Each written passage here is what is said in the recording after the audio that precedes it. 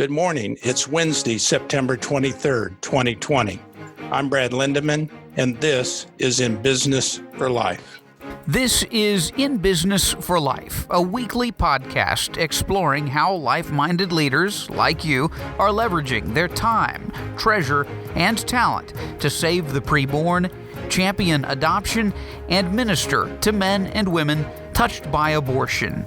Over the next 12 weeks, we are running a series of excerpts from Brad Lindeman's 2017 book, In Business for Life, What Being in Business for Life Has Taught Me About the Business of Life, available in print and Kindle. Get your copy today at www.inbusinessforlife.org. And now, Brad Lindeman. Courage in Action. One Good Soldier's Amazing Story. This is number 10 in a 12-part weekly series of excerpts from my book, In Business for Life. I wrote the book to pass along some lessons learned at the crossroads of business and life. My hope being that some could learn from my mistakes and avoid a few head-on collisions. Failing that, my hope is that readers walk away from future collisions with fewer injuries and a fresh perspective on life. Because if you get nothing else out of my book, you truly must get this. Courage knows no age limits. It seems fitting to end this chapter with a true story about courage as told by the most courageous man I've ever known. I'm honored to call him friend, though I've read this account many times. I've never gotten through it without a lump in my throat and a tear in my eye. I have no military experience, but have tremendous respect for those who have served our country. One of my most prized possessions is an American flag that flew over the Marine camp where my soldier friend was stationed during his second tour of duty. You'll be stunned to learn how it came about. The story you're about to read reminds me of something General Colin Powell said while speaking at a leadership conference a few years ago. The general's favorite question to ask a veteran upon meeting him is, were you a good soldier? He explained that vets tire of the well-meaning thank you for your service comments. They're more interested in genuine recognition and respect.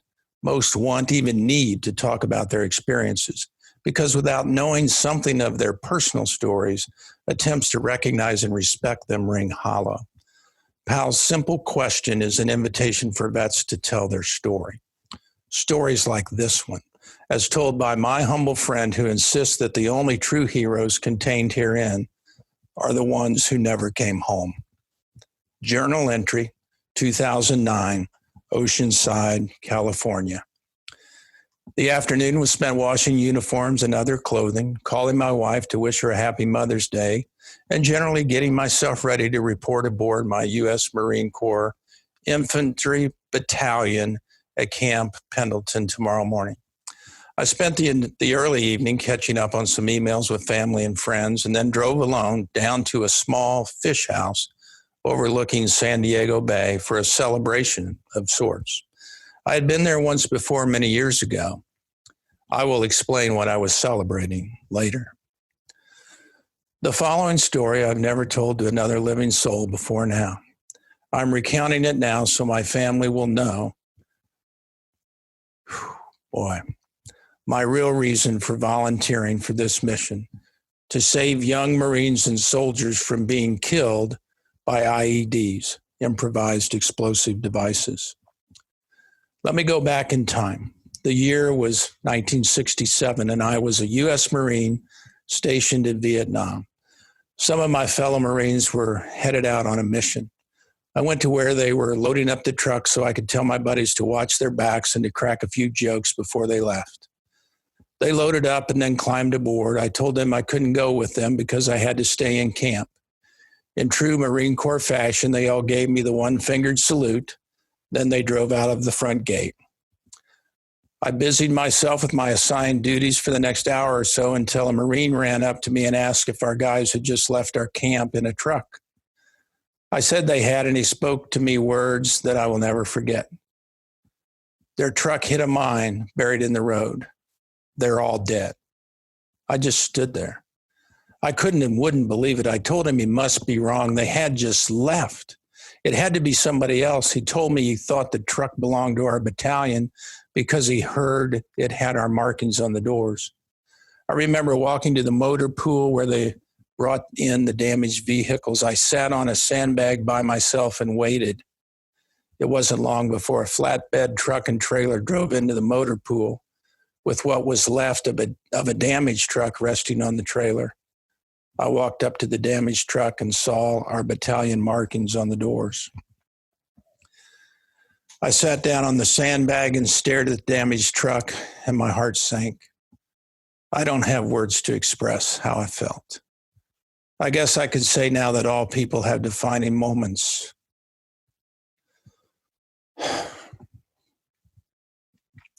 In their lives that change their core being. You are just never the same as you were, and you will never be what you would have otherwise been. That moment in time stood still for me, and it seared my soul forever. My buddies, my fellow Marines, the guys I ate with, slept with, and had laughed with, had vanished from my life and from the face of the earth forever. I have never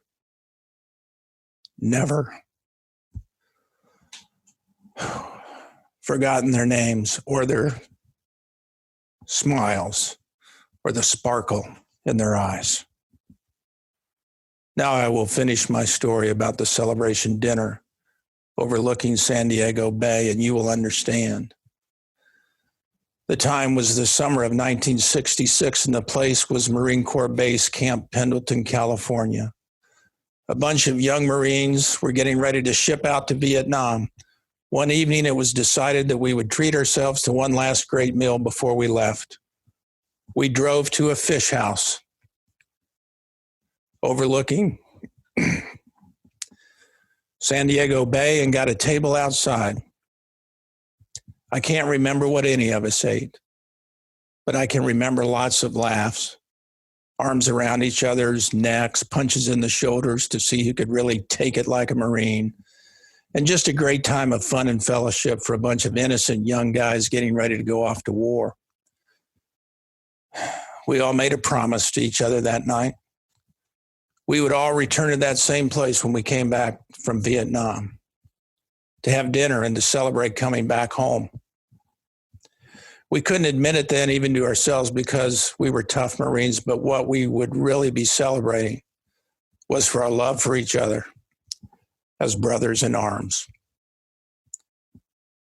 Tonight, some 43 years later, I was alone at the table outside on the deck overlooking the bay at that same restaurant. The evening was cool, so no one else was eating outside, and I was glad it worked out that way. The waitress had looked at me rather strangely when I requested a table outside because it was so cool. I had a great meal, and afterwards I asked the waitress to bring me a brandy. I sipped it as I looked out at the sea that we all had sailed across in 1966 to meet our destinies. I remembered that celebration and the promise we all made. I raised my glass and toasted those brave young heroes. My fellow Marines, 6 pieces of my heart that were torn out so many years ago. I was the only one to make it back, and it was my duty to them to keep the promise. To my family, all of whom I love more than I can call, more than I can tell you, now you may know why I had to accept this mission to go to Iraq with the Marine Corps. I will use my skills to seek out insurgents and terrorists who plant hidden explosive devices that kill young Marines and soldiers, and I will do my part to try to stop them. I have made a silent promise to this group of young Marines to do all I can to help save their lives and to see them return back home to their families. God willing, I will keep that promise too. Journal entry, 2010, Camp Pendleton, California.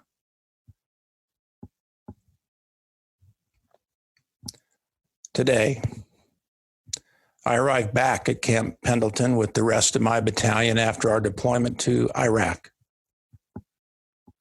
We left the United States with over 1,000 Marines and naval personnel in our battalion. We returned with everyone.